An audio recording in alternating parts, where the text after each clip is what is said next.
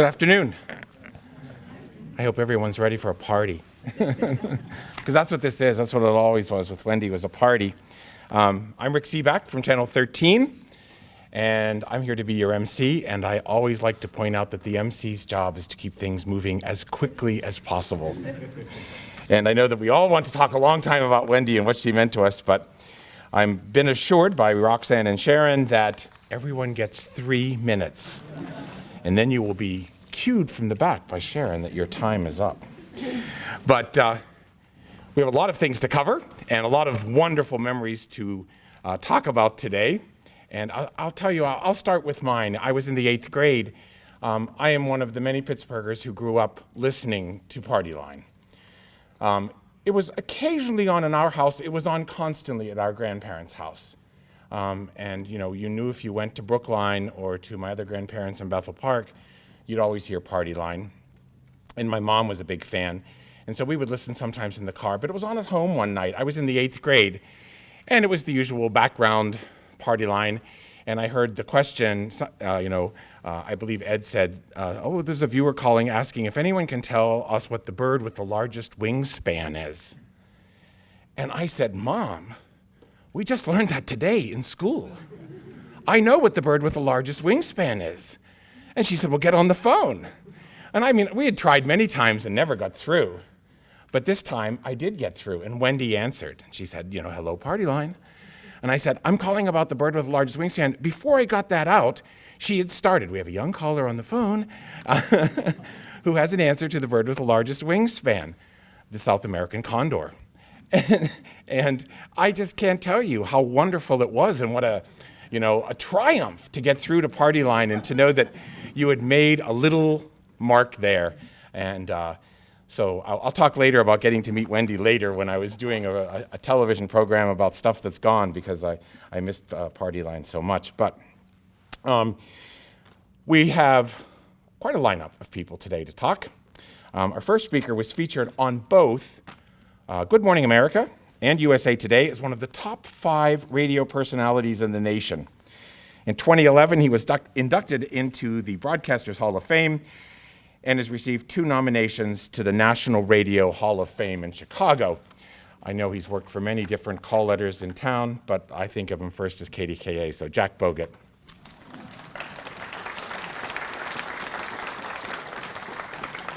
Thank you, Rick, and thank you also for wearing a coat and a tie. Yeah, from that introduction, sound like I can't hold a job.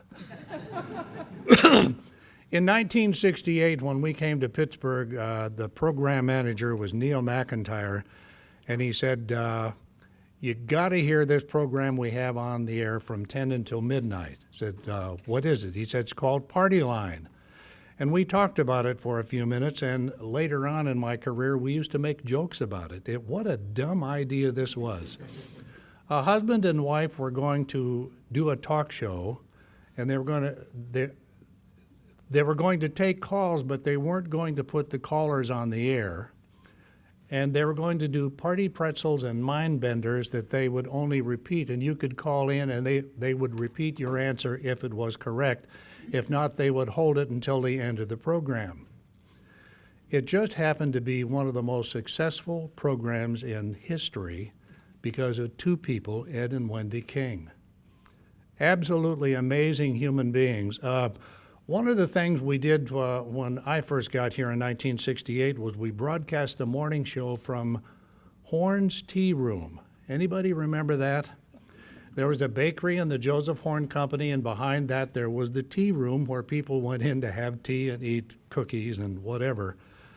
And we walked across the street, across Stanwyck Street from the radio station at One Gateway Center, and as we walked across, cars were slowing down and honking and waving at Ed and Wendy. And when we got across the street, I said, "Wendy, do you know all those people?" She said, "Oh my, yes." I said, "Have you met everybody?" And she said, "No," but she said, "I think they're party liners." So we went in, and the room was full, and I went up on the little stage we had, and Ed and Wendy stayed and talked to people in the audience, and they were not treated as celebrities, they were treated as neighbors, because people felt a kinship with Ed and Wendy it was so common and yet so unique. Wendy King was the first female talk show host in America. Isn't that something? She was also a broadcaster.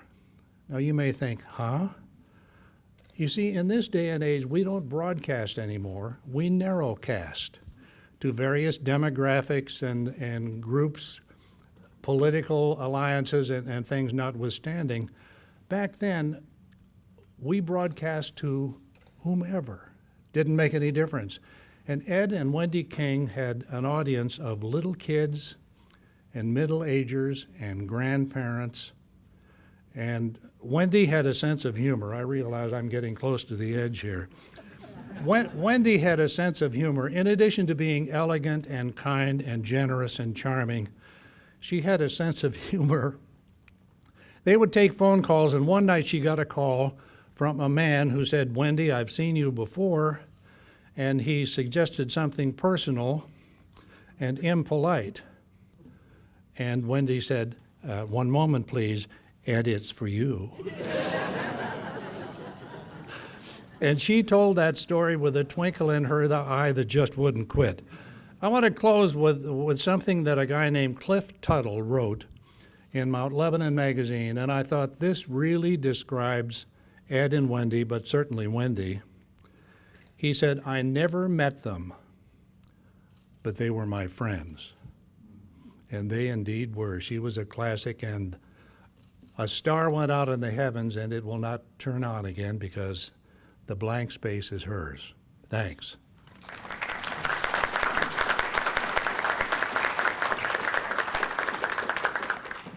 Thank you, Jack. Bob Wolk met Ed and Wendy King when he moved to Pittsburgh in the early 1960s, and he quickly became part of their close-knit and eclectic circle of friends. Bob's friendship with Ed and Wendy spanned over 50 years, and that made his daughter Leslie and his wife Marlene part of Wendy's extended family. Bob and Leslie.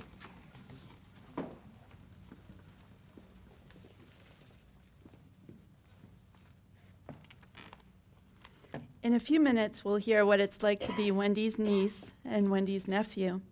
But Wendy, being Wendy through and through, made room in her heart for much more than her family relations.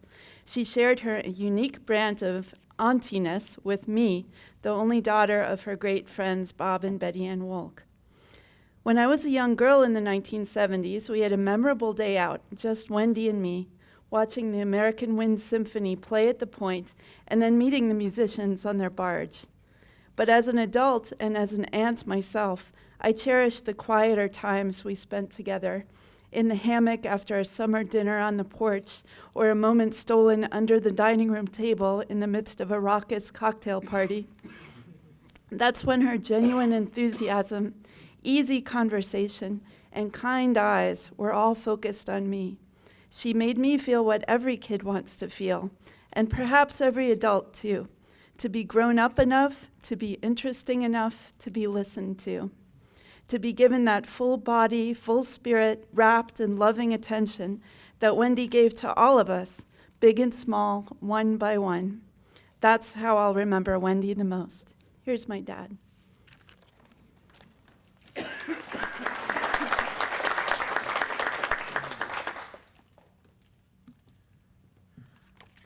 I came to Pittsburgh in 1960, just after Mazeroski hit his home run.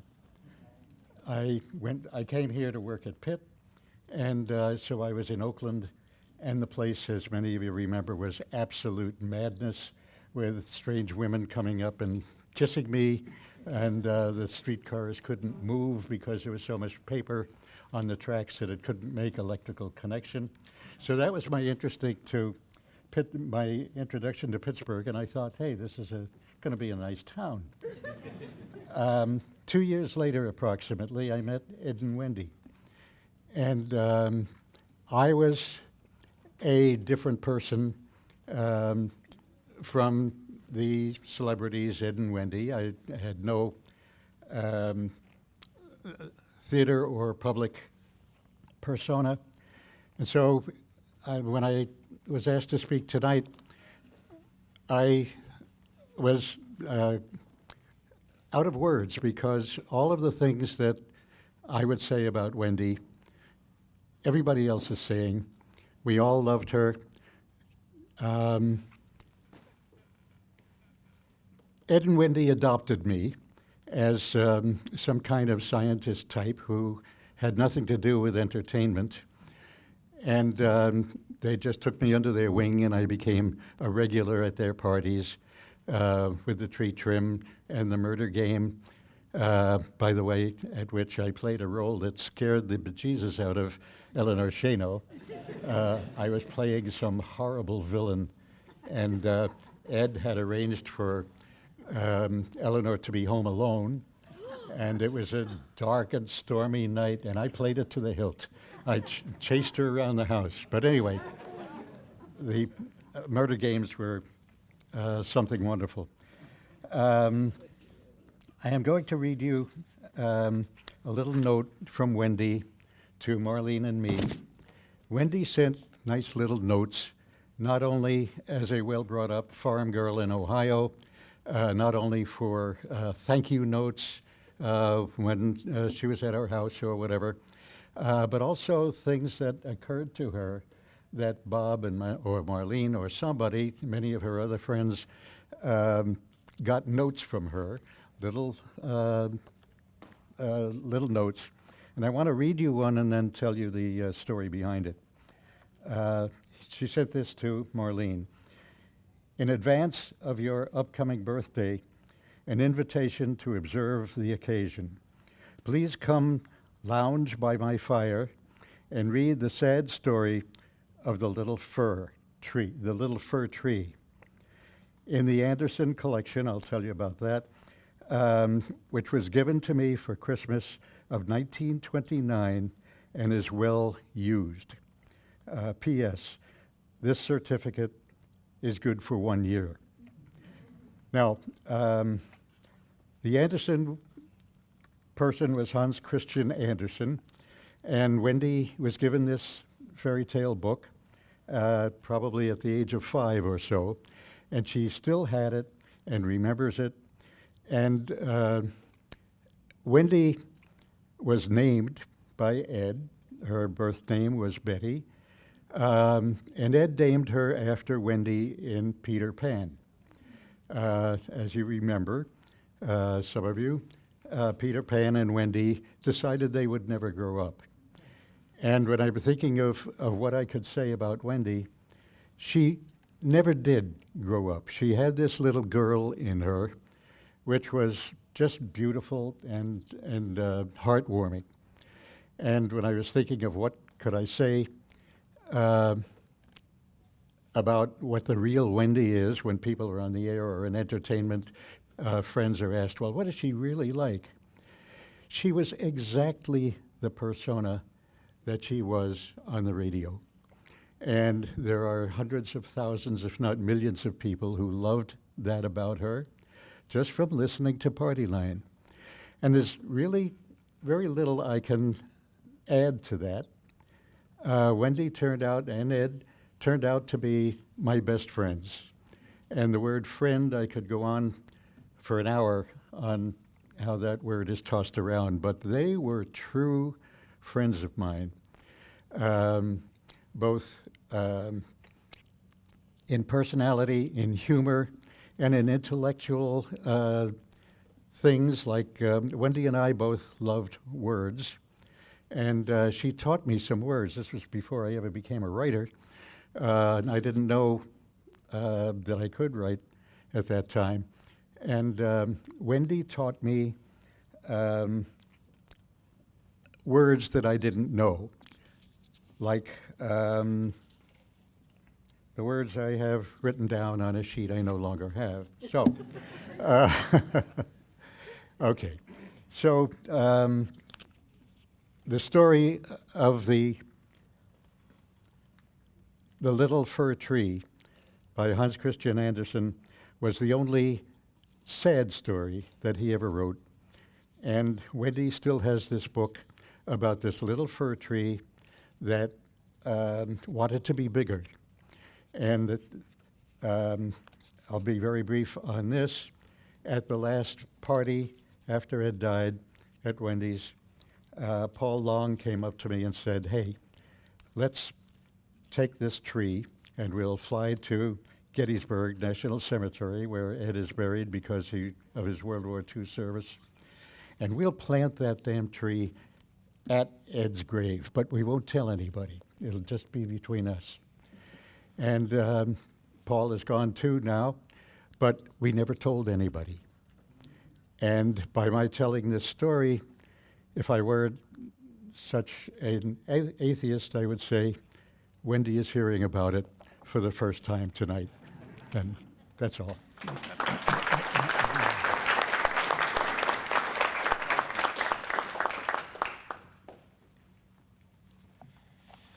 Our next speaker and several generations of her family were longtime neighbors of Ed and Wendy on Leon Road in Greentree since the 1940s. As a matter of fact, her father and uncles told her that they all had some sort of crush on Wendy at one time or another. Here's Lynn Wren.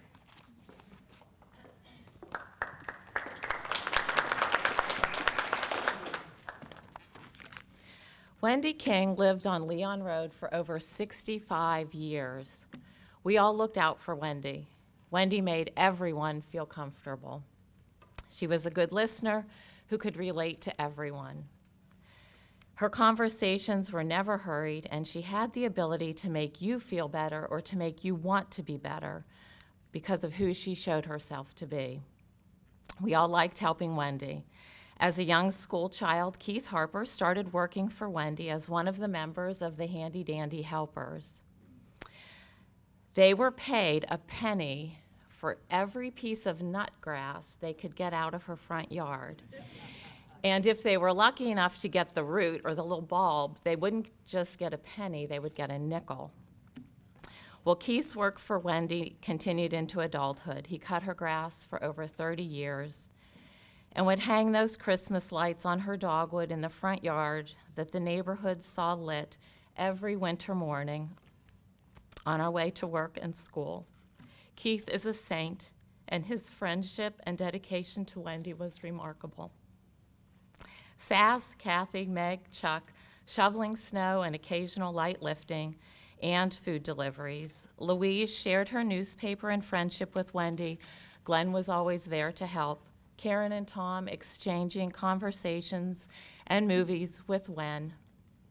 Paul and Wendy loved each other's company and talks about Cuba and many other topics over a cigarette or two.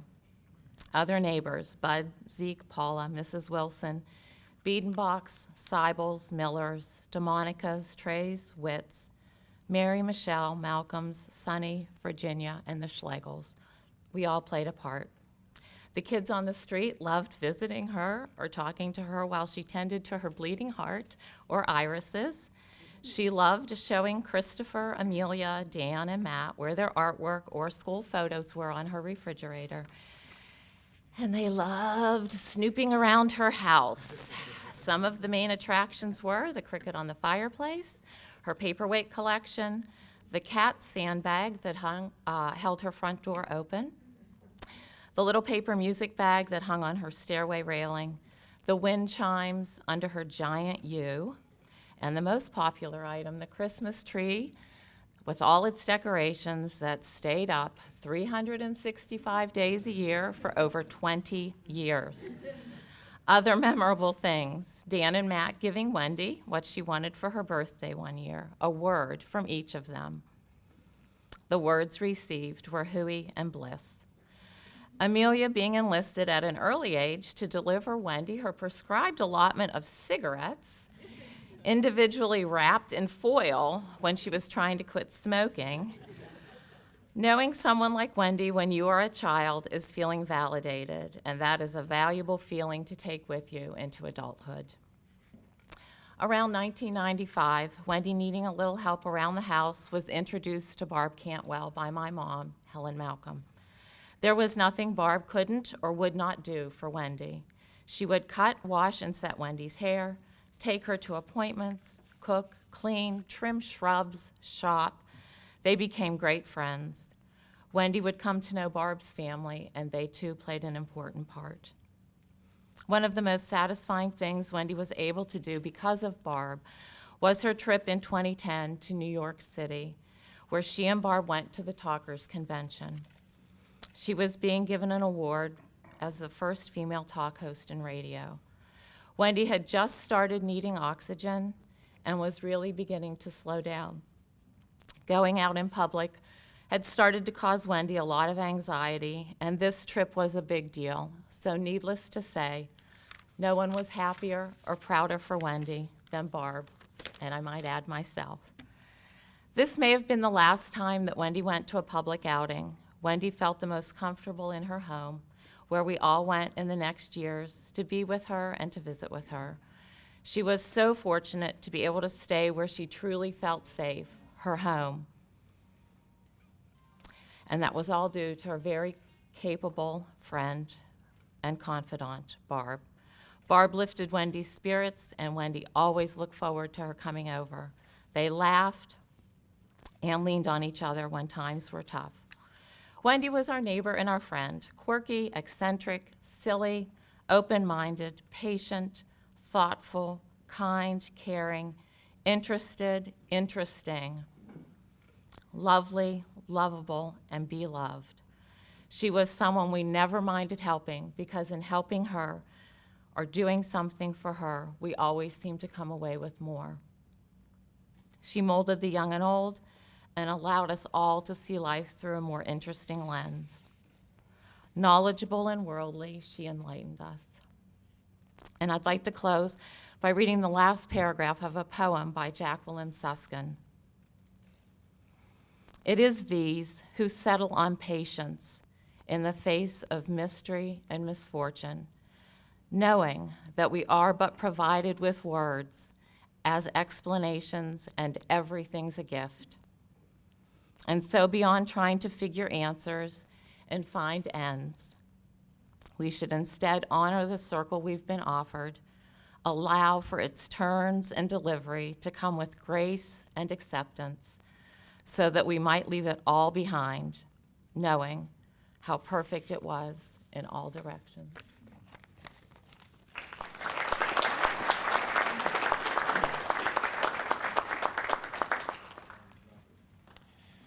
Our next speaker joined the West Penn AAA as Director of Travel in 1973.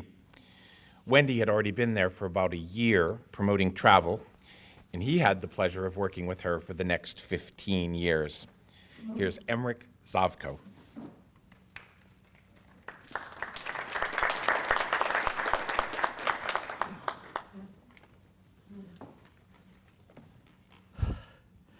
Pleasant good afternoon to you folks.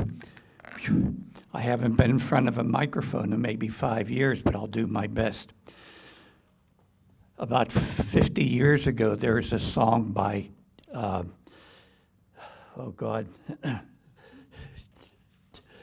anyhow, the name of the song was She's One Hell of a Woman. And I used to introduce Wendy as one hell of a woman. I got it together now, folks. I'll do okay.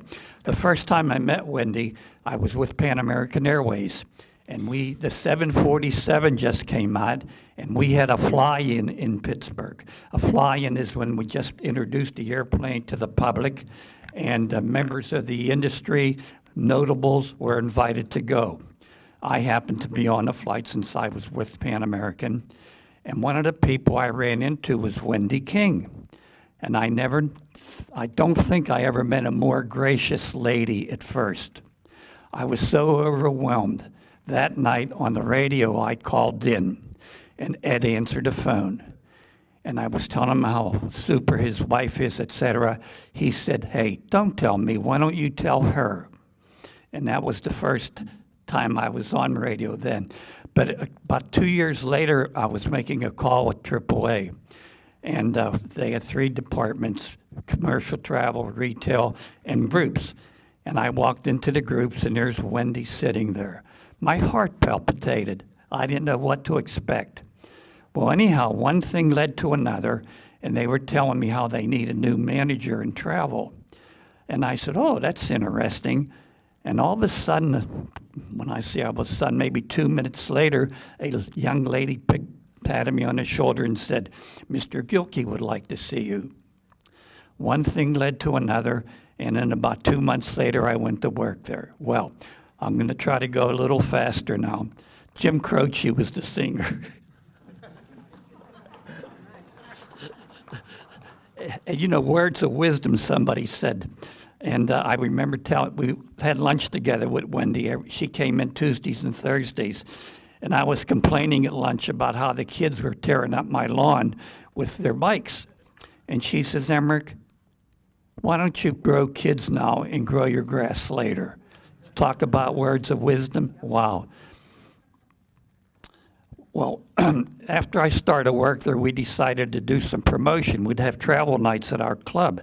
And we had a little auditorium for about 100. Well, there was SRO, standing room only, for the second, third, and when we terminated them. We went to the Syrian mosque. And a Hawaiian night, we had brought in dancers and singers and a film and talked about travel. And Ed Shaughnessy was there. Most of you heard of him. And he introduced Wendy King. We had 3,200 people there. And the ovation, the accolades were unbelievable what happened that night. And every place we would go, Wendy was there. One occasion, the president of AAA now is Jim Lehman. And he got married in a little town called Portersville. And we were invited, Wendy, myself, my bride Angela, and Dottie Hoke. And there are probably 70, 80 people at best. Word got out that Wendy King was in the audience. I am telling you, they left the bride and groom alone and came over to see Wendy. What a remarkable thing. Very quickly, I'm going to tell you about some of her travel achievements. One time we decided to do some bus trips, and they never thought it would work. We had 4 busloads leaving the William Penn Hotel, and Wendy was the hostess for all 4. And I can't tell you how many times she had to change buses, every rest stop, every hotel we came to, a different thing. And the accolades, again, were just tremendous. One of the most outstanding things I think we did was, it was on a cruise. We got an offer from Kennard, who had the QE2, and they said, if you used sail across the Atlantic, we can arrange you get a trip on the Concorde back to New York. Well, we decided to gamble with that. Not only was it successful, but because of the success, they arranged to have the Concorde land in Pittsburgh. The only time it has ever happened. What happened? They sailed out of New York to London, spent a couple nights there, flew back to Pittsburgh.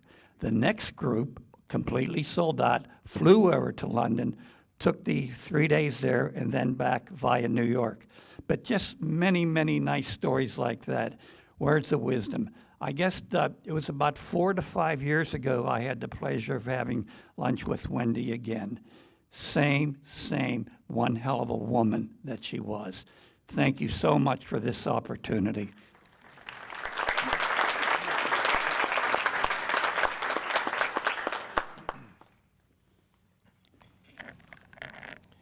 It's my turn. Sometimes when I talk to a group or something, someone will say, well, what's your favorite program that you've ever made? And I said, that's way too hard, and it's not fair, and they're my children and all of that. And I remember one woman said, well, then let me ask this. Is there an interview you're most proud of? And I said, yes. It was Wendy King, because we'd had success with a program called Things That Aren't There Anymore, and we were trying to do a sequel, and I came up with this other title, Stuff That's Gone. And we were talking about various things, and we had Ricky and Copper and, the KQV window. And I said, I would love to talk to Wendy King. And I called her, and she said, absolutely not. She doesn't want to talk about that. She had, Ed was gone. That was over. That part of her life was finished. But there was something in that first conversation that gave me the right to call back. And, she said, let me just think about it. And so we started, and I think I called every day for 2 weeks. And she then finally one day said, listen, I'll do this under one condition. You do it in my attic. And I said, that sounds brilliant. It's like throw me in the briar patch. It's perfect.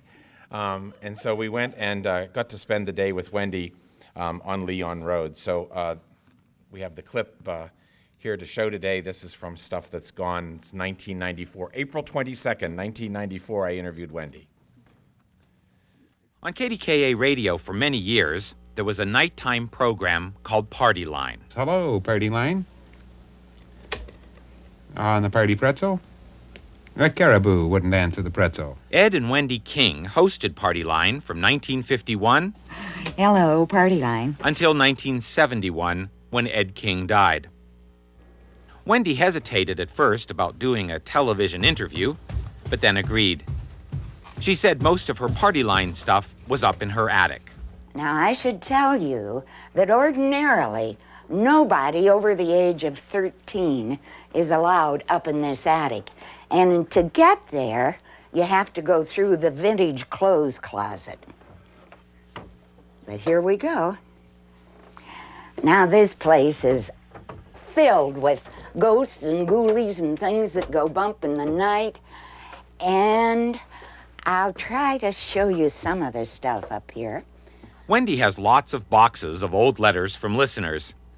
Notes that include short stories and personal anecdotes about certain topics from the show. Heroes, memories of your father, school experiences over here, and meals. Boy, is there a lot of good stuff in this one. Your favorite meal. Oh, that makes me hungry thinking about it. The radio show that inspired all this writing is not easy to explain. Party Line was foremost a call-in show, but you never heard the callers. Hello, Party Line.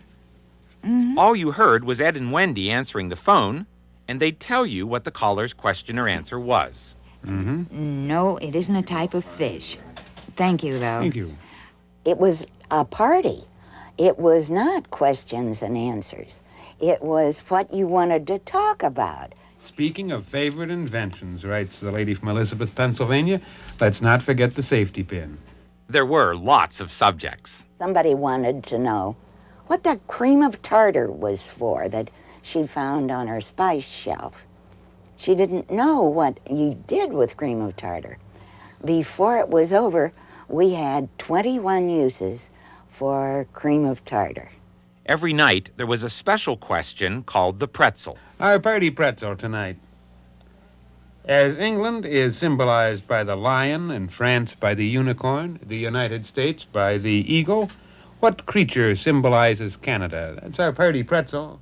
I think it's kind of funny that the original telephone number, how many people remember this? It was Express 11038. People come up and wave and give me that number. I've never played it. Might recommend it. And a wolf now would not be the answer on our party pretzel. And one more item. I think over the years, we probably had about 40 different pretzel prizes. The best of all was the can opener, which survived to this day. A lot of people, including myself, have worn off the lettering, but it's the best darn little can opener that ever was built. Hello, party line. Right on the pretzel. What's your name? Hello, party line. No, a butterfly or a lion, neither one. Actually, I wasn't on it first. I went in with Ed because he was working at night, and I just sat in the studio, and finally I started talking for some reason, and it just lasted. I kept talking for 21 years. Well, Wendy, let's see if we can find some last-minute winners on the party pretzel. Hello, party line. Sure, guess away. That's what we're looking for, a last-minute winner. And after he was gone, I didn't want to broadcast without him, so that was the end of Party Line. 1971, November of 1971. You know what? Sometimes when I'm lonely, now that I've found out what loneliness is, I wish there were a Party Line. Well, we found a couple of last-minute winners, and I know lots more of you knew the beaver is the creature that is the national symbol of Canada, but just weren't able to get through to us tonight. I hope you have better luck come tomorrow night, when we'll have another party, and hope you'll be on hand. Because without you, there won't be us, and we would like to keep the whole party together.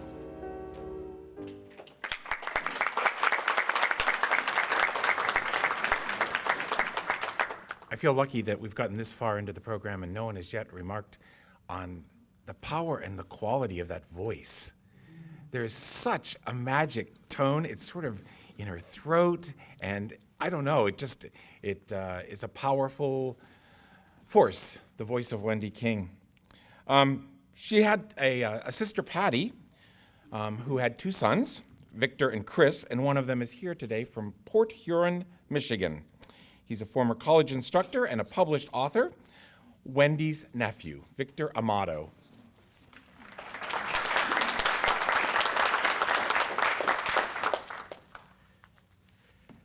Hello. As they said, I'm Vic Amato, son of Wendy's younger sister, Pat, who died in 2005.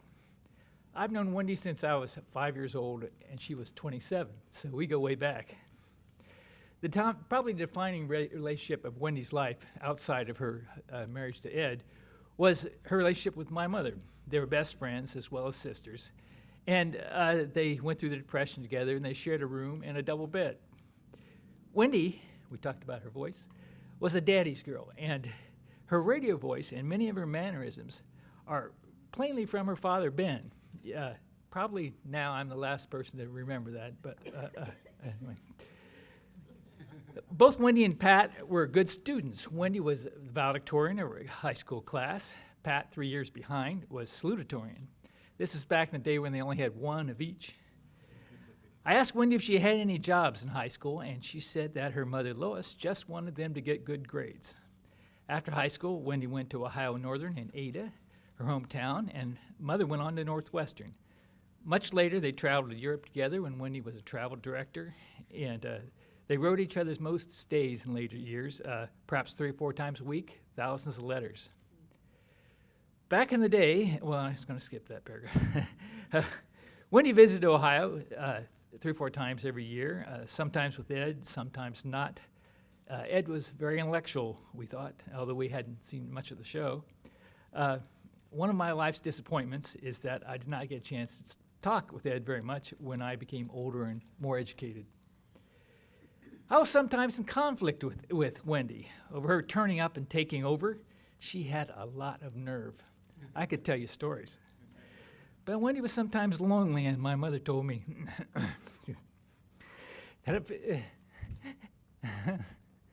if I wanted to please my mother, I should become better friends with Wendy. So I did, and we made friends, close friends, and I began to appreciate her a great deal. Damn it. Okay. Especially after my mother died, and we kind of close ranks a little. My family also loved her too. Long before my mother died, Wendy and I and Pat invented a short story readers club, kind of like a book club. In turn, a monthly or so, one of us would pick up a short story and read and comment on it. And usually it was from America's Best Short Stories or Henry Prize stories.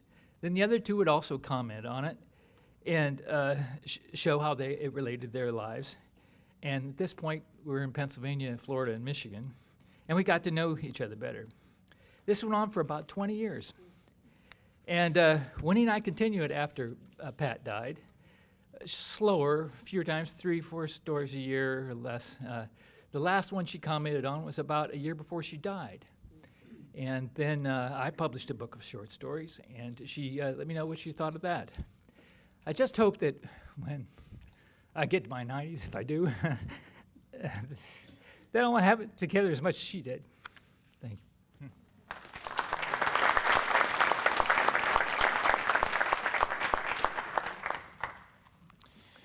Our next speaker is visiting from East Texas, where he teaches music at Stephen F. Austin State University. He frequently corresponded with Wendy through handwritten letters, and he's Wendy's great-nephew and Victor's son. Alex.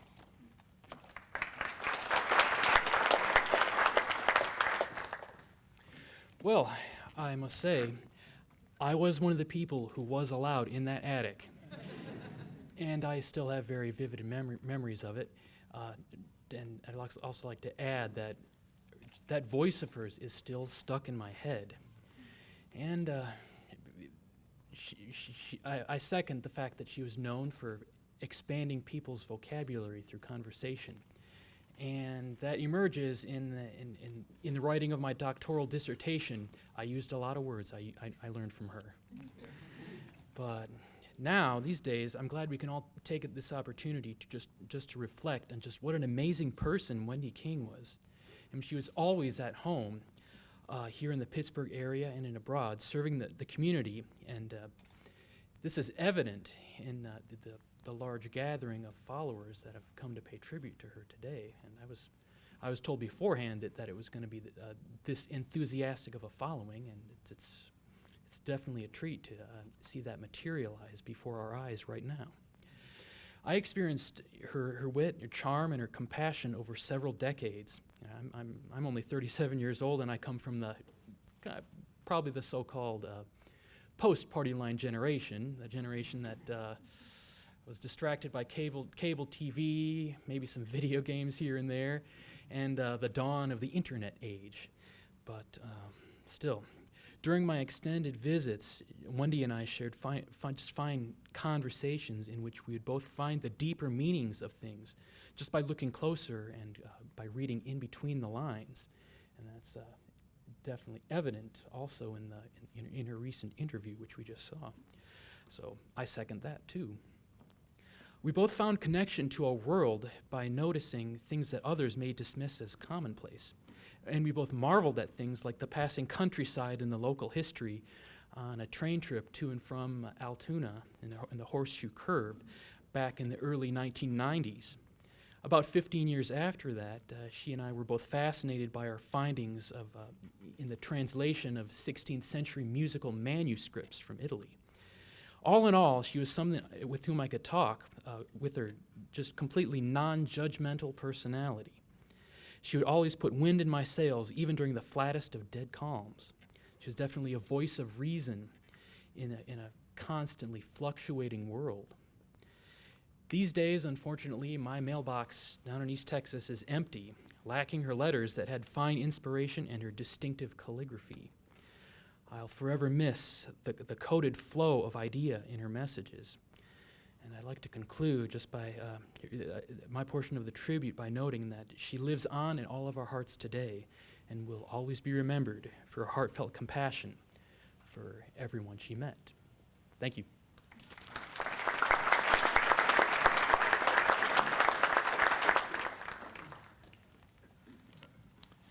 Our next guest was only 7 years old when he was introduced to Party Line about 1954.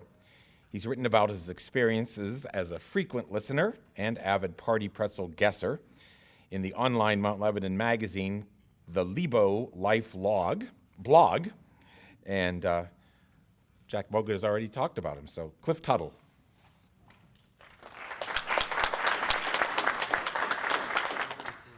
Yes. I'm Cliff Tuttle. I'm the guy who doesn't know Wendy, never knew Wendy, and that's too bad, you know. I've always been touched by that story of the little fir tree. The little fir tree was always ambitious for. Oh, I forgot to set my timer there. 3. I got an extra couple seconds now. It was funny. That story. I wondered. Hans Christian Andersen was, of course, a great teller of wonderful stories, and how he ever got that downer of a story, always, I just couldn't get over it. But as time has gone on, I've realized that so much this is the story of our lives. We have ambitions, and we seek those ambitions, and we even achieve our ambitions, and then, too late, we realize that the things that were in our early lives were in many respects so much more important. The little fir tree didn't appreciate the sunshine. Is that me? No, it can't be me. Is that my phone? No, okay. The sunshine and all the other wonderful things. Too late. And I think that was words that appeared towards the end of the story. Too late, too late, too late. And he started to realize that so many things were folly. Well, if I could go back and begin again, I'd meet Ed and Wendy King. And even though I listened a lot, I'd listen a whole lot more, because that was where I learned so much. For one thing, I learned how to engage in a conversation. Now, I won't tell you that I've learned it completely, and my wife might tell you, and she was a great fan too, that I hadn't learned it at all. But at least I kind of know that the way to carry on a conversation is exactly the way it was done on Party Line. When I called, little kid, they listened to me just like I was one of the adults. And I knew they got it because they repeated exactly what I said, except sometimes better. And it was a wonderful experience. When I wrote in the blog, it was simply because I felt that at that time everyone else had forgotten, and I wanted to make sure that someone remembered. But now I've discovered since that time that there's lots of people who've remembered, and it was a wonderful experience. But like the little fir tree, we didn't appreciate it nearly as much when it was happening. Now, I have also been called a ardent party pretzel guesser, and I was. I called on party pretzels all the time, and the most frustrating thing was to know it the minute it was said, and you couldn't get through. Oh, that was so awful. Well, you know what? I've got a party pretzel for you that has a connection to Ed King, and let's see if anybody knows the answer. I heard him do this as a segment on Program PM, which John Stewart, Roxanne's father, and thank you for inviting me, Roxanne. Oh, my time's up, so you will never find out the answer. Actually, I remember him doing one, and the music came on, and it was a blues singer. By the way, you may have noticed at the beginning of Party Line there was always a jazz piano piece of some kind, and he changed them from time to time. But anyway, Ed King was an aficionado of many things. And so on this came a blues singer, and he sang, "You must remember this, a kiss is." Everybody know that song? As time goes by.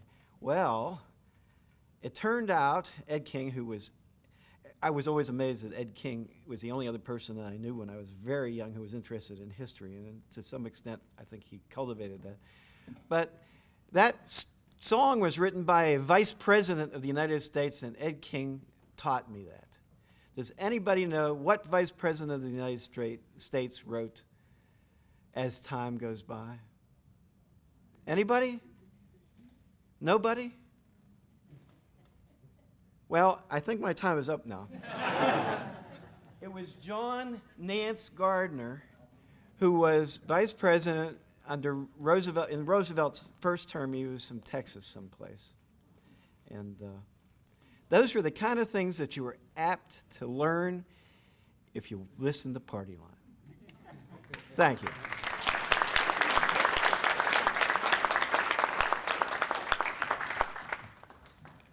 Our next speaker claims many firsts in television, including being the first female commercial announcer, the first TV weather girl, and one of the first women in the country ever to become the solo anchor of a major market primetime TV news program. She's also an accomplished author and activist and a longtime friend and travel companion of Wendy. Please welcome broadcast pioneer Eleanor Shano Feeney.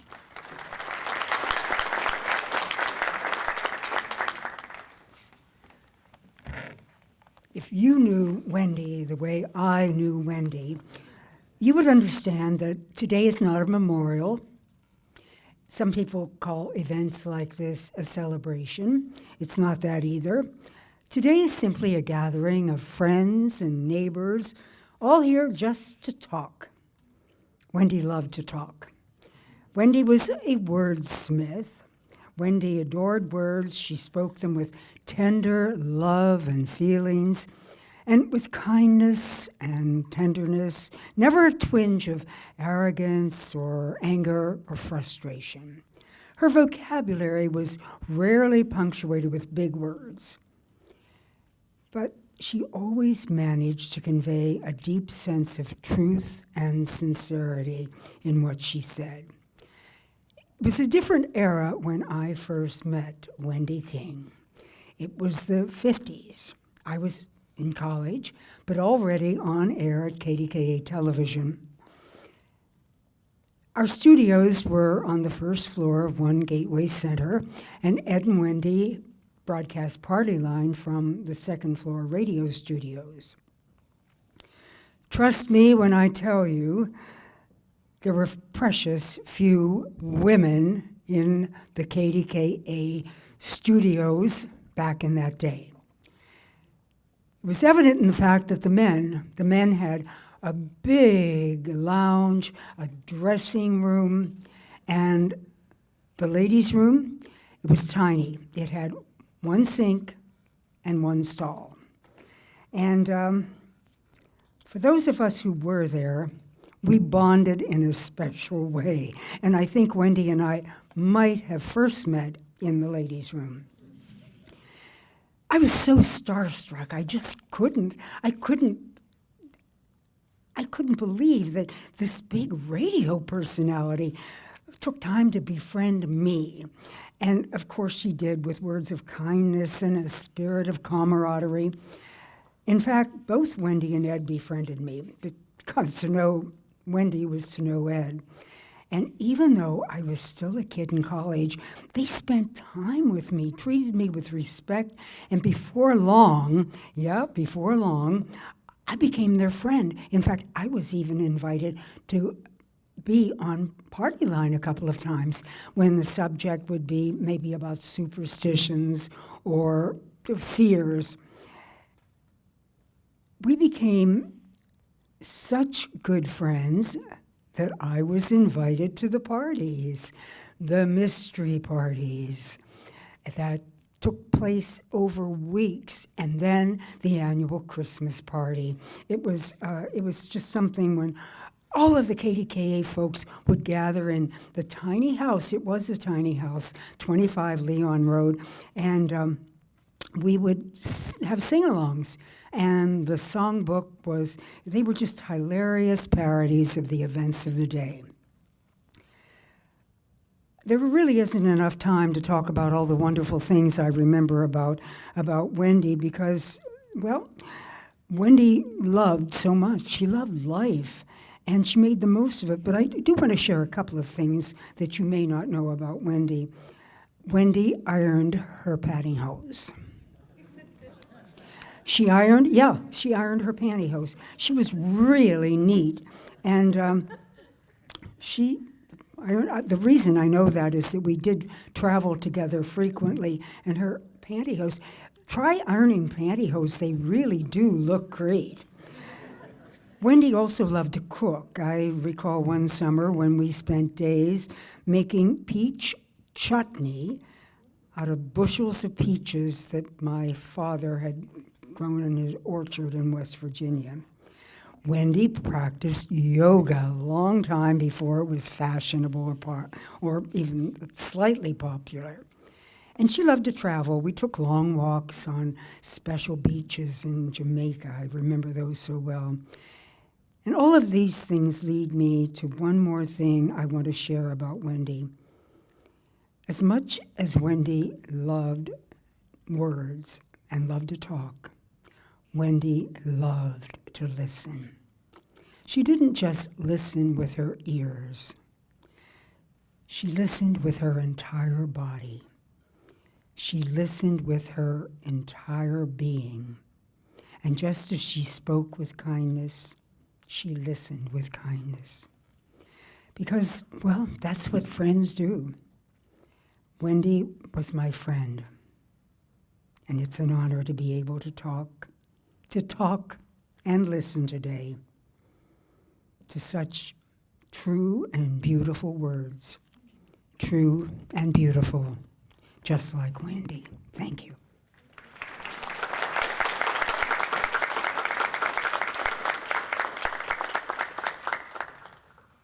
Thank you, Eleanor.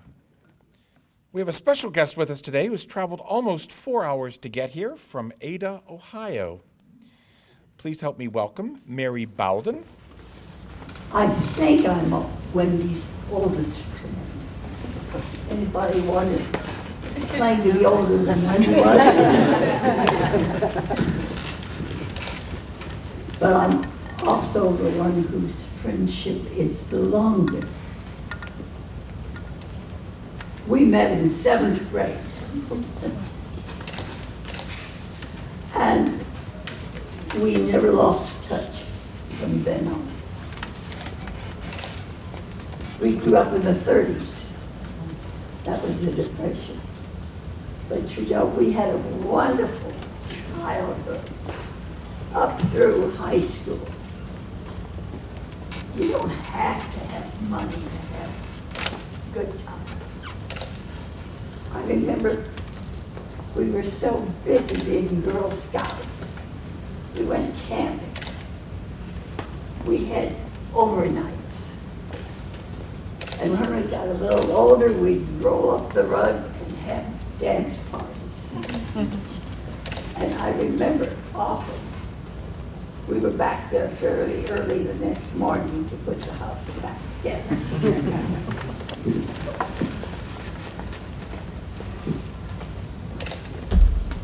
Now, where do I go from here? As you know, I'm 92, just like Wendy.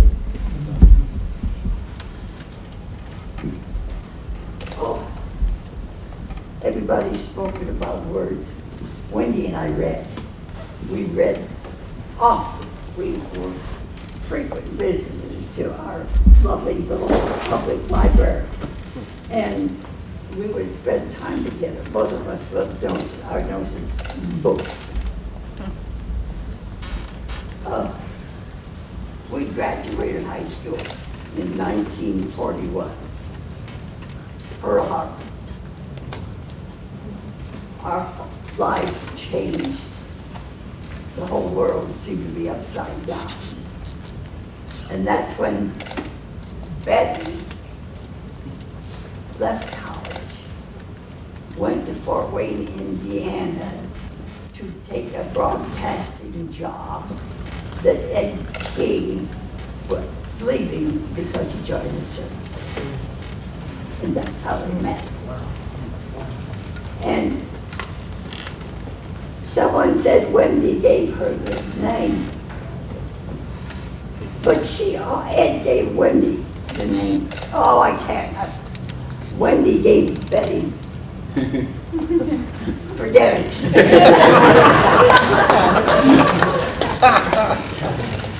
But actually, that was the time she began her broadcasting career. And so she couldn't have been much more than 20. Well, she was doing Party Line, and sometimes we could get it on the radio back in 8. I was raising my children, but she always had time to keep in contact with me. And after she lost Ed, she came home often.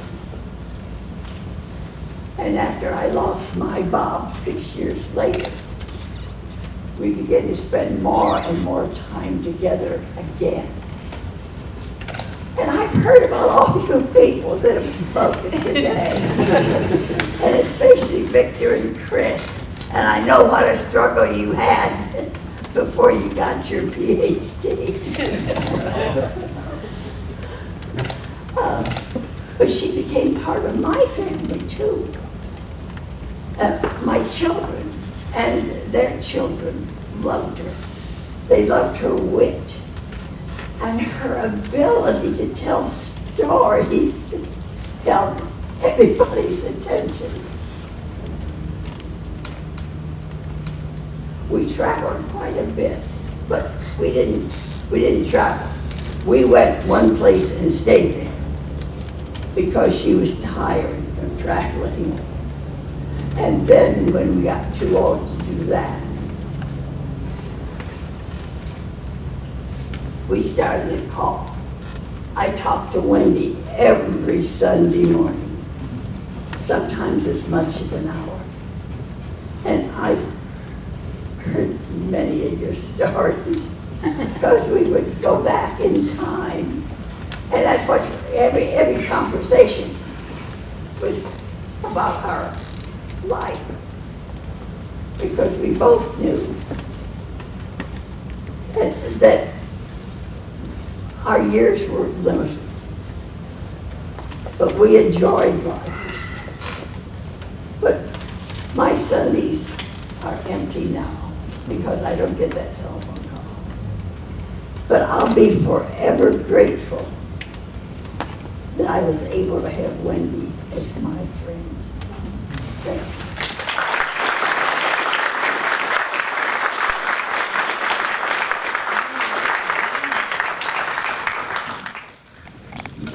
Thank you, Mary.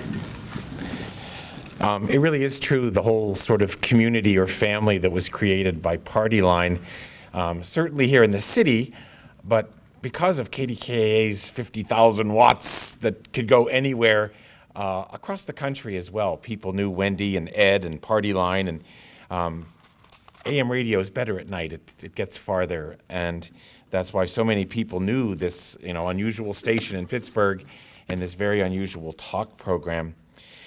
I know this from trying to put together the story with Wendy in 1994. They were on for 21 years, sometimes 5 nights a week, sometimes 6 nights a week, sometimes 2 hours, 3 hours.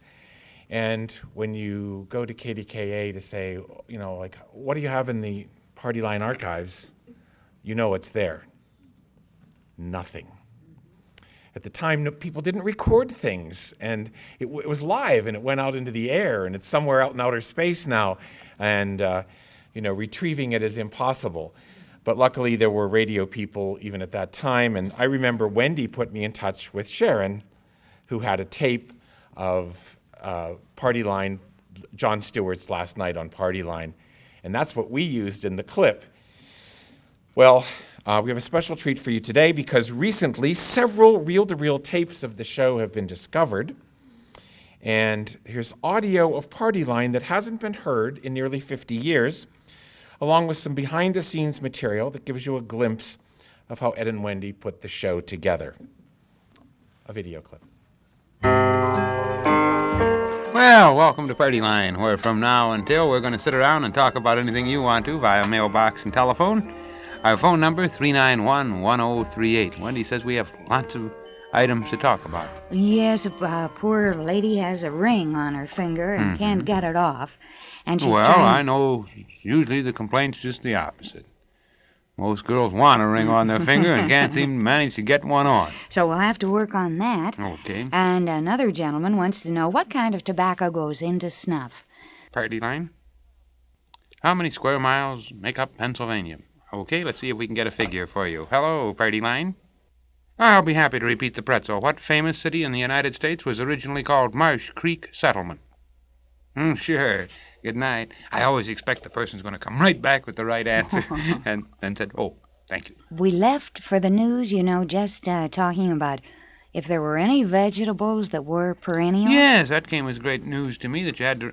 Did you know, John, you had to replant all those vegetables every year? Poor Ed doesn't know anything about gardening. Oh, well, I don't even know which ones. All of them, John. Can you think of a one you don't have to replant? Right rhubarb. Ah, that's a good one, but you'll get an argument about whether that's a vegetable. Asparagus. There you go. KDKA Pittsburgh. This is Party Line, a conversational Sal McGundy from your Westinghouse station, KDKA in Pittsburgh, the world's pioneer broadcasting station, celebrating today, November 2nd, 1960, its 43rd birthday. Hello, Party Line. Scarlett O'Hara's mother. The part was played, you thought, by Barbara O'Neill. You have the book, and that is the listing. Hello, Party Line. Hi, Glenshaw Granny. You agree, Barbara O'Neill played the role of Scarlett's mother. Thank you so much. Our party pretzel tonight concerns a man named John Hetherington, who lived in London, England, and he invented what he invented in 1797. They haven't changed very much. They look just about the same as they did when Mr. Hetherington invented them. Yes. Hello, Party Line. Now, let's see if we can finish up our alphabet soup. Words tonight that have come into Very our good. vocabulary, into our language, since the first broadcast 43 years ago tonight. Lady suggests vinyl and walkie-talkies. Very good. Thank you. Good night. And harking back to that first broadcast, one of the most impressive people that we have met, I think, here since we've been at KDKA was the wife of the founder of broadcasting, Mrs. Conrad, who was quite a lady, rather tall, or she struck one as tall because she was very erect, white-haired, dignified lady. And I recall her telling us about the night that Dr. Conrad was broadcasting, trying out this little hobby of his, and how she served sandwiches. She could remember exactly what went into those sandwiches she served for the men out there in East Pittsburgh. She had some ham and she had some cheese sandwiches, and she kept running them in and out. And it always seemed to me, as Mrs. Conrad talked about her husband and his interest, his intense interest in radio, that maybe she was just a little bit jealous of the attention that he had given radio. Well, I've been collecting some wrong guesses on the party pretzel, Wendy, as you were recounting Mrs. Conrad's story. And not elevator shoes, not watch fobs, not long woolies. Hello, Party Line. Nor a toupee. Hello, Party Line. No, not a collar button. She has the second guess here, and that was right. Does she know anyone who has one of these? Do you know anyone who owns one of these? Sure. Is the lady's husband or family? Our grandfather still wears one. Where? In Baltimore, Maryland. He's 96 years old, and he has a beard and white hair, and he looks like a former president, but she doesn't know which one, and he wears this item that answers our pretzel all the time. Say, he must cut quite a figure, doesn't he? He thinks he does. Well, brings us to the end of our party for tonight. Nice to have had you with us, and thank you for sharing our 43rd birthday with us.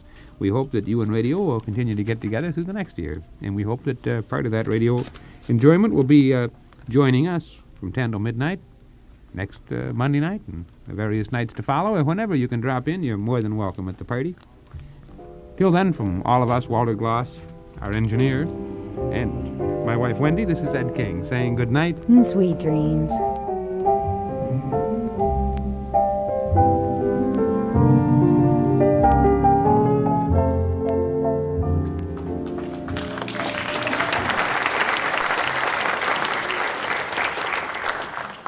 That's really nice. And Cliff, thank you for telling us that the music changed, because that's kind of cool, that piano music there at the end. In the video that I did earlier, you saw Jon Stewart, and he had his own show, Program PM, that aired nightly just before Party Line. Some people don't know that actually he was Ed's brother-in-law. Jon Stewart was married to Beverly, who was Ed King's sister. And I learned when I met up with Roxanne and Sharon that it was actually Ed who brought Jon Stewart to Pittsburgh. And we're happy today to have John's daughter, Wendy's niece, Roxanne Stewart, who's going to say a few words now.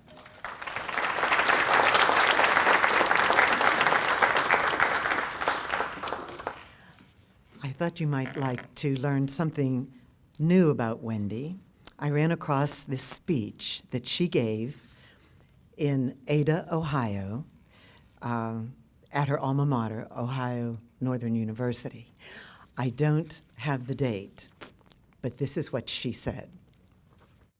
Most of all, I remember the spirea, especially the way it fell around campus.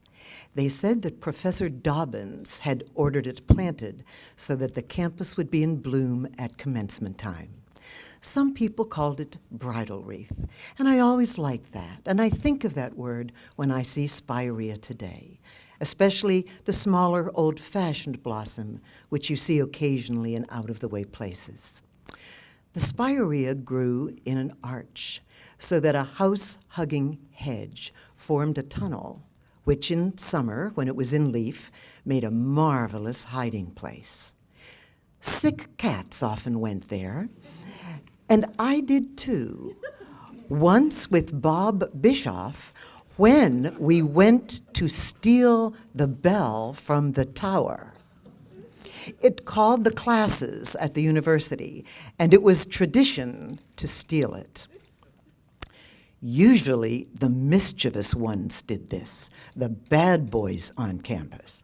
Nobody would have believed that Bob, a good guy, and I, a Ben Franklin citizen winner, would do such a trick.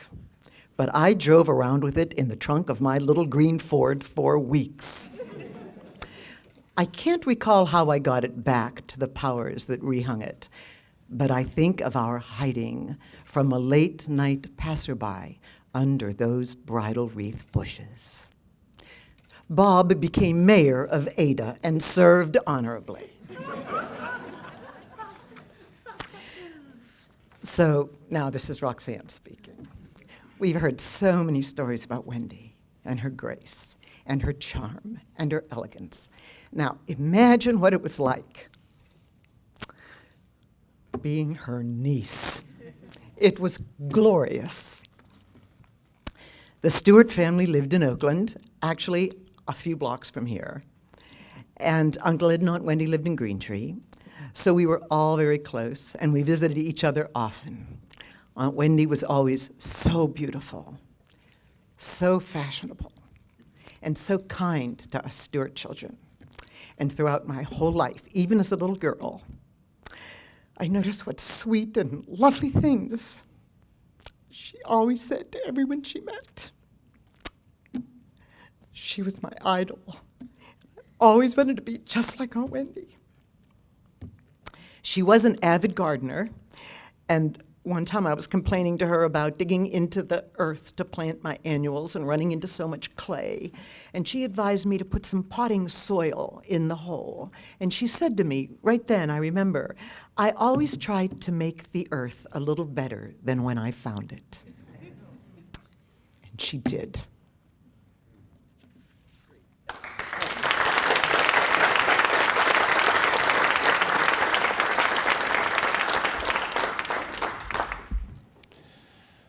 Next up, someone who for nearly 40 years reported local TV news, Mary Robb Jackson. She says that she only wishes the party line still graced KDKA's airwaves. She swears that at a formative age, listening to Wendy and Ed King made her smarter. Please welcome Mary Robb Jackson.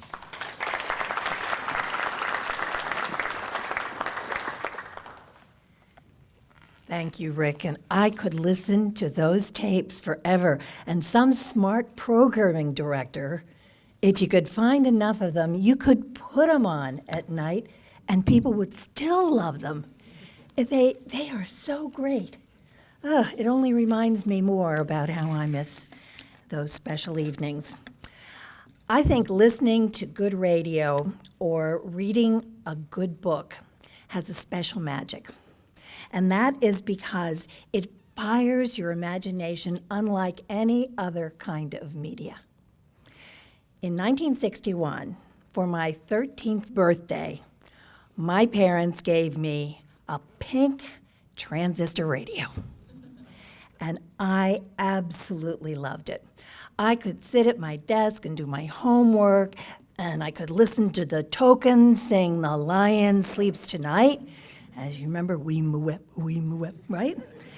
Anyway, I could also, at bedtime, have an unbelievable experience, and that's where the real fun started for me. I had discovered Party Line on your dial at 1020 with Ed and Wendy King. Listening to my transistor sister after lights out was against house rules. Well, I never missed a night. I never knew what Ed and Wendy would be talking about, and I did really learn a lot. Those warm voices coming over the airwaves in the dark were my idea of a perfect bedtime story. One night, the Party Pretzel was asking listeners what a charabanc was, C-H-A-R-A-B-A-N-C. Back there, we didn't have an information superhighway. I had to stealthily consult Daniel Webster, and I had the answer, and there was no way that I was ever going to be able to get through because, I mean, how could I do it? My father was sleeping diagonally across, and we had retired, as he used to say, retired for the evening. For those of you who might want to know, a charabanc was a touring coach in Great Britain that it was like a bus, like a multi-person touring coach. I'd never forgotten that obscure word, and it has been nearly 55 years. I can also tell you that I have never used it in polite conversation. But that's okay, I know it. And those were the tools of my trade, those delicious words that I would learn at night. I had no idea what Ed or Wendy looked like, and that's another thing that happens with something like radio. Your imagination gets going and you have those voices. Their voices were so mellow. I liken Wendy King's voice to praline pecan ice cream. It was delicious. They also sounded so kind to each other. I worked with my husband for many years at KDKA, and I'll tell you, Ed and Wendy's relationship was something to look up to, because it ain't easy. They really seemed to enjoy each other and what they were doing. And years later, I saw a photo of the Kings. Ed was handsome, and Wendy was beautiful. She looked like a 1940s, 50s movie star. And you look at these pictures, and she was a looker. Early on, after I was hired at KDKA, I had a chance to meet Wendy. And I will tell you that because of women like Wendy King and Eleanor Shano, I had a better time getting a shot at the broadcasting business. Those kind of women who were so professional and so wonderful in what they did made my job so much easier. And Wendy was, my impression, first of all, she was so full of life. She had such energy, and she was such a good and gracious lady. We could all hope to take a page from that book. But she was the one who seemed so tickled to be talking to somebody who was part of that audience for so many years. Wendy King would love this gathering today. I have loved it. I have learned so much, and it has been so wonderful to know that she touched my life in such a special way, and it has tapped all of our memories and our shared experiences of what Party Line and Wendy King has meant to our collective lives. Thanks.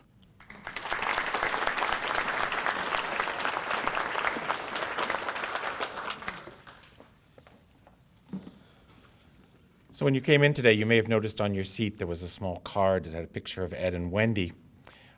These are actually vintage promotional cards from 1970. They were never distributed, but Wendy kept a box of them in her basement. And they're here today to be your proof of being here, to be your keepsake from this interesting and wonderful celebration of Wendy.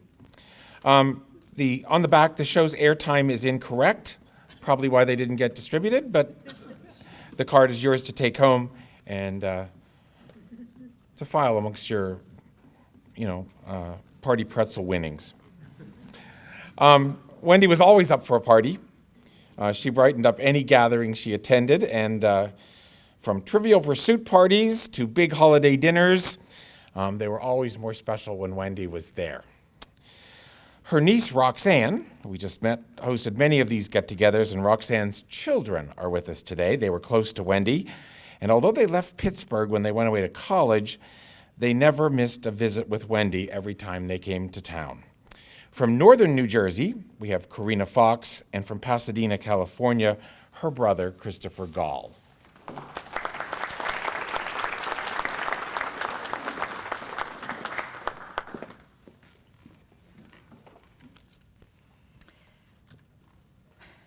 Our great-aunt Wendy was a constant fixture at our family events. Anytime we learned she would be coming to a party or to Thanksgiving or to Christmas, we'd be giddy with excitement. A gathering was always more joyous with her than without.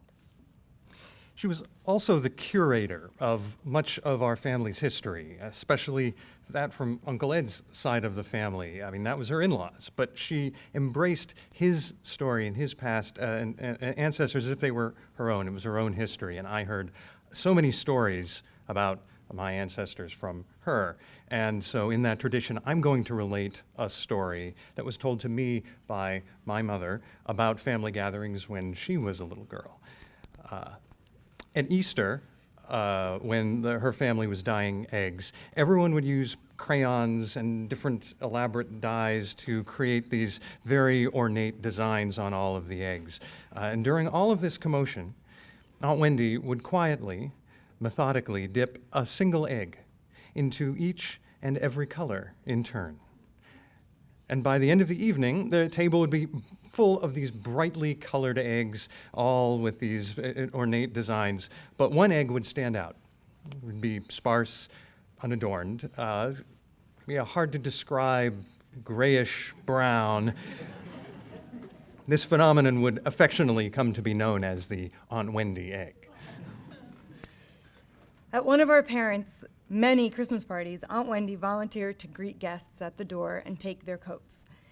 Being 9, I was tasked with helping her, to get me out of the way probably, but it was an assignment that I'll never forget. We'd make up little stories about the coats as if the coats had a life of their own. And at one point in the snowy evening, she threw on her beautiful coat and ran outside to give the walkway a little shovel. I threw on my best little fancy coat and ran outside to help her. I'll never forget the two of us out in the cold. Aunt Wendy in her gorgeous full-length fur coat with a cigarette in her mouth, shoveling the snow with a smile on her face. And I remember when she laughed and said, "Well, aren't we a sight to be seen?" She took two tasks that could have been chores for any kid and turned them into beautiful memories. During another family gathering, Aunt Wendy sat down next to me, and she pondered, well, Christopher, what's to become of us? And we carried on a long, deep conversation, and I was only 8 or 9 at the time. No one else ever talked to me like that at that point in my life, or really even since. Our conversations were always thought-provoking. They were hard to describe, maybe a little abstract at times, much like that Easter egg. I've shared these stories with my family, including my own 9-year-old and 11-year-old. And each Easter for the last 20 years, ever since I've been on my own dyeing Easter eggs, I've always set aside an egg to dye as an Aunt Wendy egg. Aunt Wendy never followed what others were doing, but always ventured out in her own style with dignity and charm. And this Easter egg is one of the ways that we try to honor her legacy.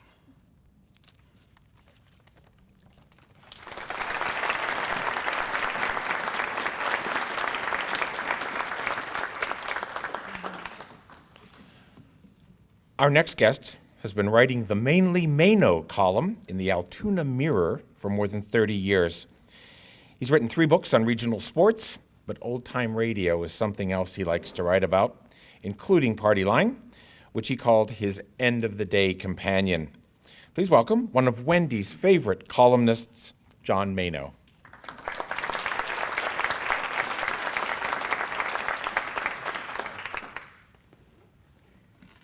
Thank you, Rick, and good afternoon, everybody. You know, a funny thing about the radio business is as soon as you come up with a great idea, it's just a matter of time before everybody steals it. You have a great concept that works in San Francisco, and before you know it, it's on the air in Chicago and Boston and everywhere in between. That's just the nature of the business. Yet nobody ever did that with Party Line. And the reason was, Party Line wasn't a format that you could copy or something you could just plug in.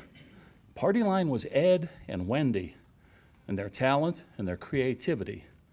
Pittsburgh had that and had a magical radio experience that lasted for 21 years. When radio's at its best, it's good company. The people who listen enjoy the time they spend with the people who are on the air. Ed and Wendy were great company. You had these 2 smart, sophisticated people, yet totally relatable to their audience. And even if you never called Express 1 1038, you were part of the program. You were a guest at Ed and Wendy's party. And that was a comfortable feeling that kept people coming back night after night for all those years. A few years ago, I finally had a chance to meet Wendy. My friend John Ott and his wife Shar took Wendy to lunch. They were nice enough to invite me along. And sometimes you wonder if your perception of a person will match up with the actual person. And in this case, it was a perfect fit. The Wendy at the restaurant was warm and friendly, witty, engaging. Same Wendy I'd listened to on the radio all those years. Once again, great company. Thanks, Wendy. Thanks, Ed. What a party it was.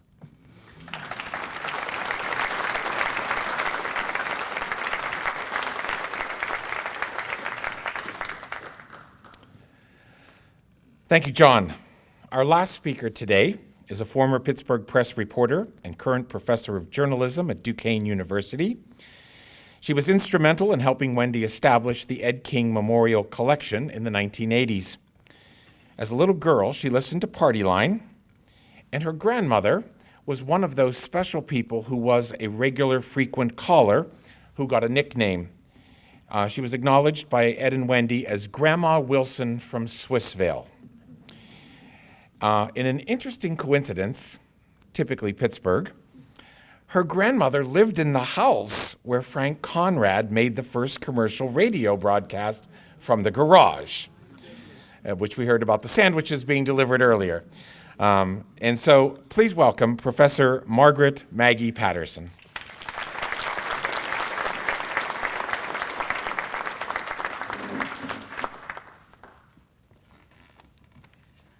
Like many post-war babies in Pittsburgh, I believed that KDKA was the only radio station in the world. The Pirates were on in the summer, and Party Line was on every night. At night, when that station's clear channel was carried across the globe, I remember, and maybe this is incorrect, but that people were calling from far exotic islands like Australia. Everyone in the world was listening, as far as I could tell. The calls came in at an incredible rate, 3,200 per half hour at Party Line. More importantly, I think, is that everyone who listened to that show felt a connection with one another. It was Ed and Wendy's warm and welcoming voices that made that happen. As I combed through the 27 boxes that make up the Ed King Memorial Archives in the library at Duquesne University, I could hear those voices coming through. There are 3,367 scripts and sketches that Ed wrote from 1940 till his death in 1971.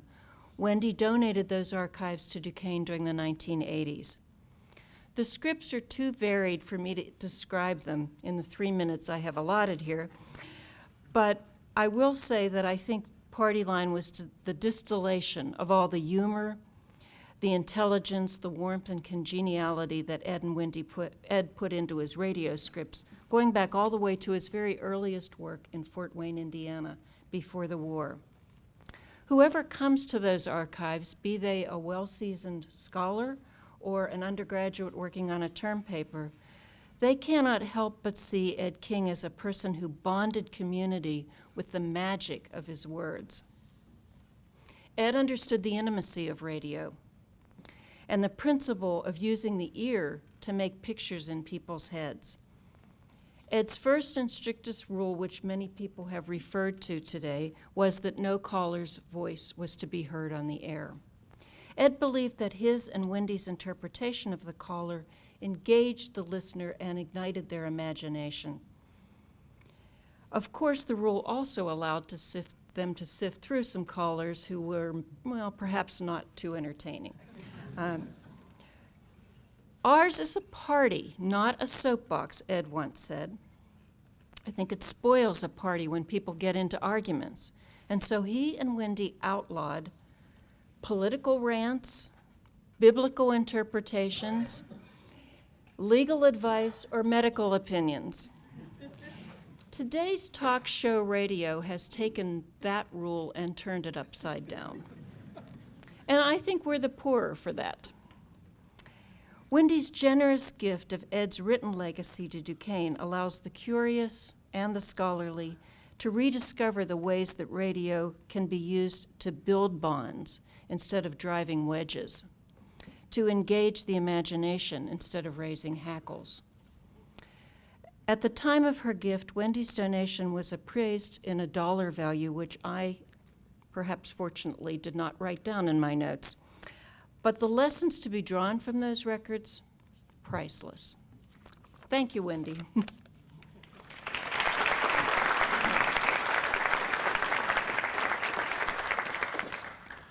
Thank you, Maggie.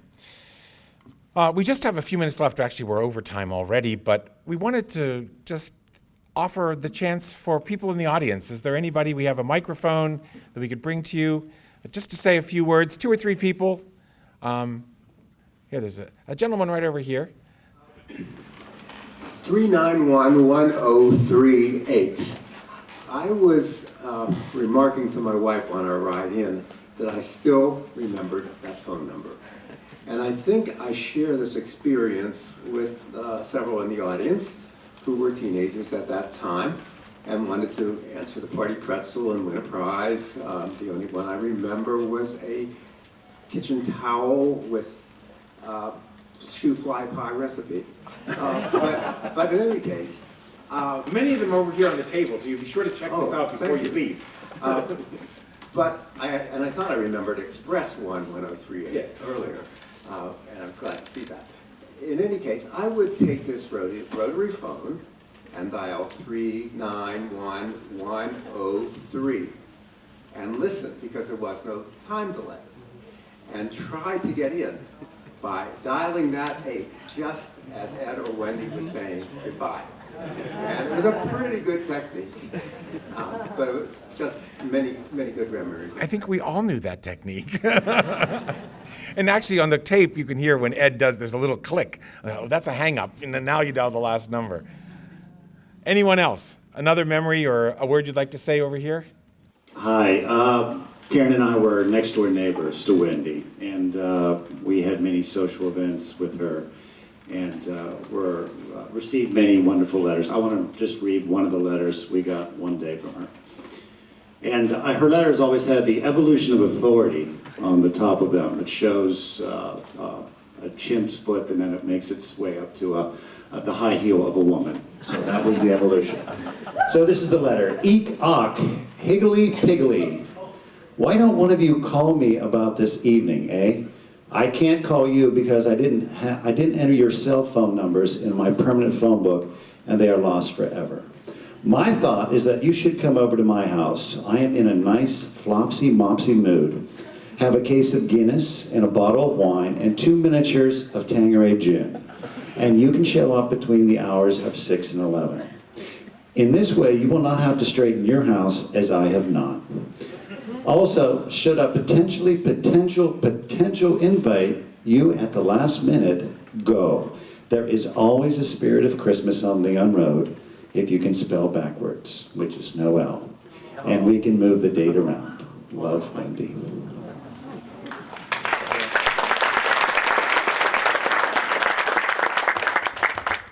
Over here. Hi, my name is Braden Blake. Aunt Wendy was my great aunt. Roxanne is my aunt, and Sharon's my mom. And I remember me and my little brother were about 4 and 6 years old, and we were over at her house at 25 Leon Road. And I remember it was the first house I had been in that had a library in it. And in that library, she had the world's biggest dictionary I've ever seen. It was about 1.5 feet thick, and it had a giant magnifying glass attached to it. And Aunt Wendy said, she pulled me and my little brother, we were about 4 and 6, she said, we're gonna form a secret club. And that club is gonna be called The Last Word in the Dictionary. So we looked up the last word in that huge dictionary, and I have it here. It's Zizogeten, a rare genus of leafhopper endemic to South America. And the way you spell it is Zyzzogeton.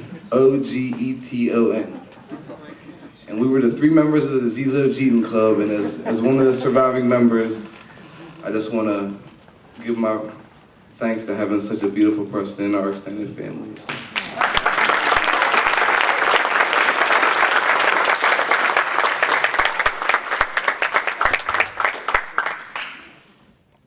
Anyone else?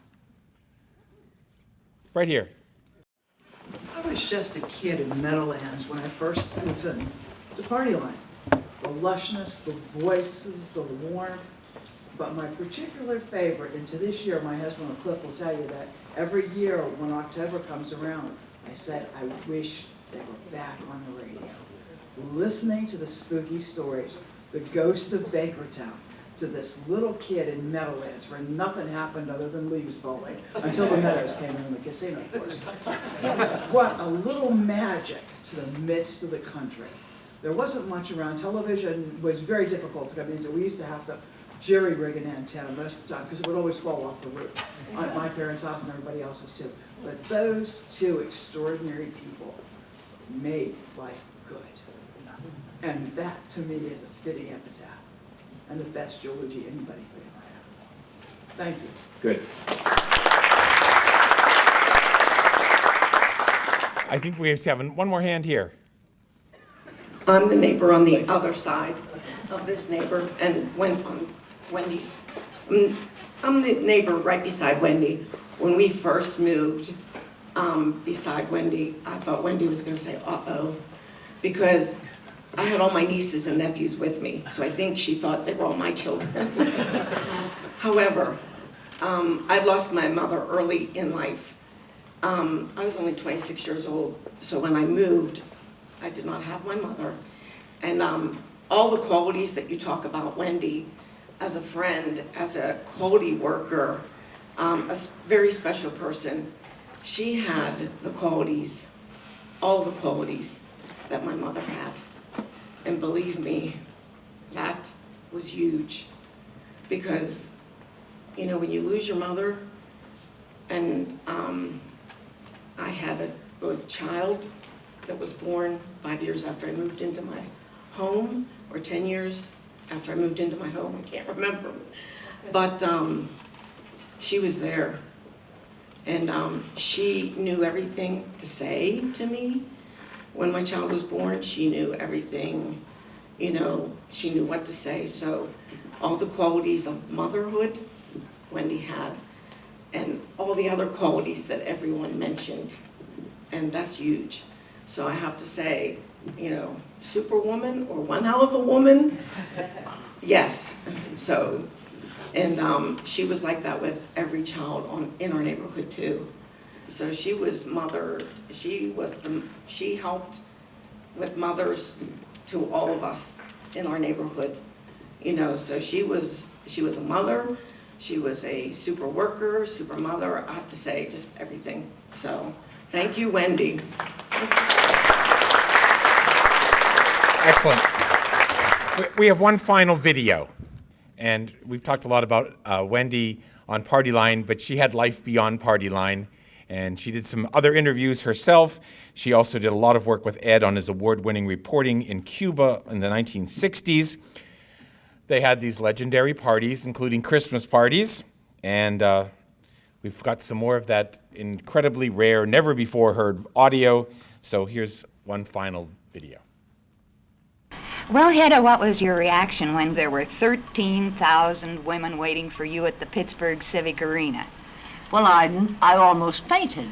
And I thought, now what can I say to 13,000 people? I understand you have a new book coming out, and it's entitled The Whole Truth and Nothing But. Are you really going to be that frank tomorrow at the Civic Arena? I certainly am. What are some of the highlights of your Oh, speech now tomorrow? you don't expect me to give you the lecture before I do it, because that wouldn't be fair to the people who are coming tomorrow. Hi, Ramon. ¿Cómo está usted?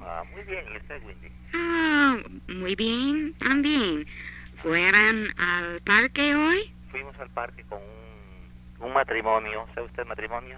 Oh, Un matrimonio cubano. Oh, sí. Now, wait a minute. Yo lo telefonaré para hablar acerca de nuestros planes por miércoles, por mañana, por Mercy y yo. Oh, Está muy bien su español, Wendy. Would you join me in congratulating this pioneer of radio, the first female talk show host from 1951, Wendy King.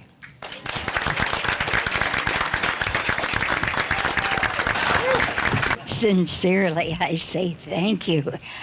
And I see I'm losing my voice already. And as I was thinking about this, I thought, what am I going to do if my voice goes? It seems to be doing rather often.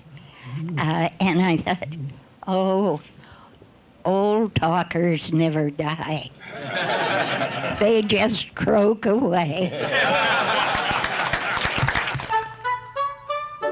Do you recall, as I do, maybe in the 7th grade, in the schoolroom was a shoebox trimmed with hearts and lace and braid, and along about the middle of the month, why, every kid wrote a love note to a schoolmate and then slipped it 'neath the lid.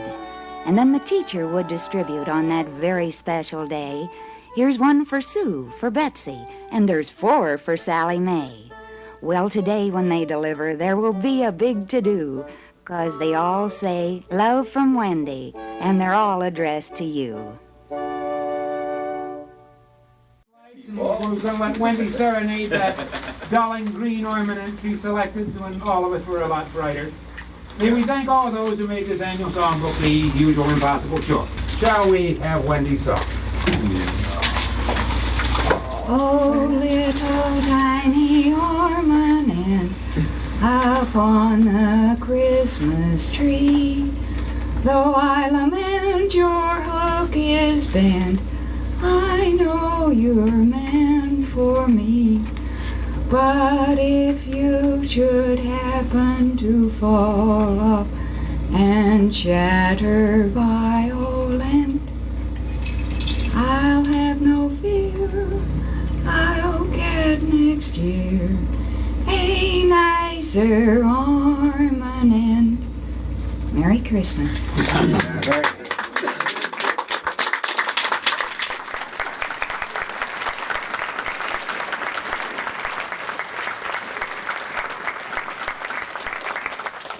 Merry Christmas. I don't want there to be any doubt. I had something to do with the second video that was shown, but all the other videos were put together by Christopher Gall, who came up, and they're just really wonderful, and I wanted to acknowledge that. I can imagine how much fun it is working with all those audio clips and pictures and everything, and they're really beautiful and wonderful. We also say thank you to all of the speakers for sharing your memories. We hope everyone will stay for a few moments. There will be refreshments. Do check out all the party line memorabilia that's over here. And Wendy's family, maybe we're all part of her family, say thank you for being here. Thank you.